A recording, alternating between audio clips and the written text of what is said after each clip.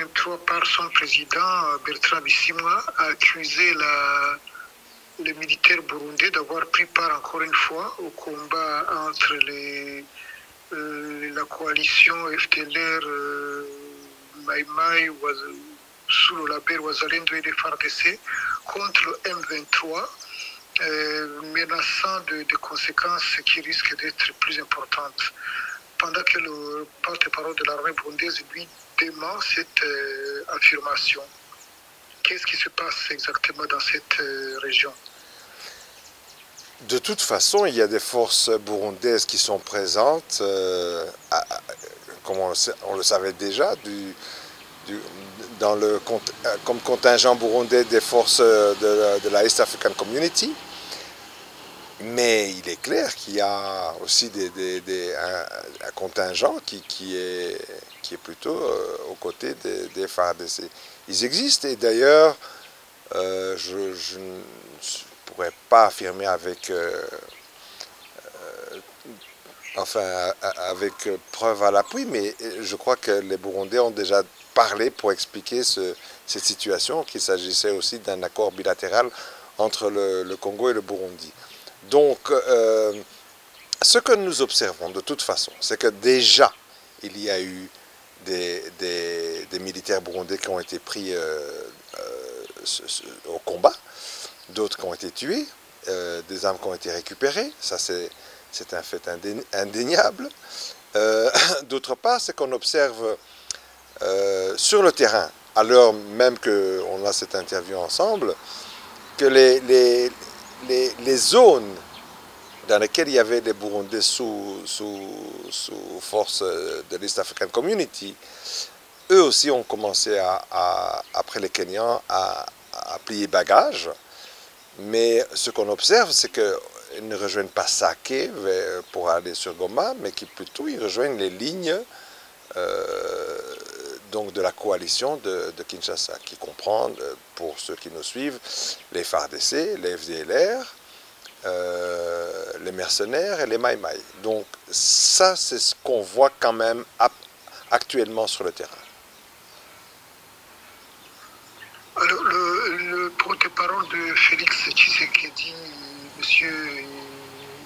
Eric Nindou, si je prononce son nom correctement, a affirmé hier sur des chaînes françaises que des troupes de la SADC vont venir prendre le relais de East African Community Force pour aider Kinshasa à se battre contre le M23.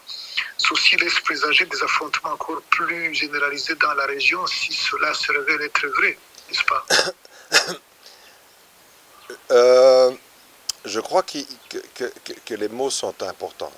Donc, prendre le relais, dans le cas que vous venez de décrire, ce ne serait pas prendre le relais, c'est une autre mission. Parce que la mission des forces de East African Community, c'était en fait de pouvoir rendre la paix possible en ayant une force d'intervention qui devait veiller à ce qu'il y ait un cessez-le-feu.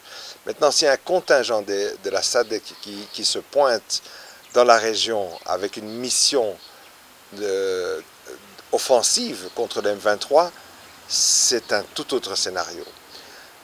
Bon, ceci dit maintenant sur le fait même qu'il ait dit ça, ben, il faudra, je crois, attendre jusqu'à ce qu'on le voit sur le terrain, parce que dans le passé, que ce soit Tshisekedi ou ses porte-paroles, Mouyaya ou Nindou ou d'autres, ont annoncé tellement de choses que je crois que mieux vaut attendre qu'elles se réalisent avant de pouvoir commenter là-dessus. Mais ceci dit, c'est que l'ambiance, c'est que Kinshasa vraiment met le paquet pour qu'il y ait des affrontements, qu'il y ait vraiment une guerre ouverte contre le M23. Il faut dire que la toile de fond reste quand même les élections, et que les élections présidentielles, et que Tshisekedi à l'heure actuelle n'est vraiment pas, je dirais, en tête